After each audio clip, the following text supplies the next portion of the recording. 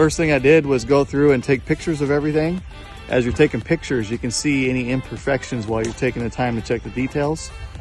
Well, after that, you can see there's a low spot right there where those straps are at. So, but it's all perception. Really, these guys have a line snapped on the inside of their forms that is a level line. So even though the wood is at a level, the concrete won't be at a level by the time they finish because of their line inside of there they follow. Right. So which is set by laser. That's right. So, and then I went around and checked all the critical dimensions, pulled all the numbers and made sure that all the numbers match the blueprints, and all the way around they hit everything dead on.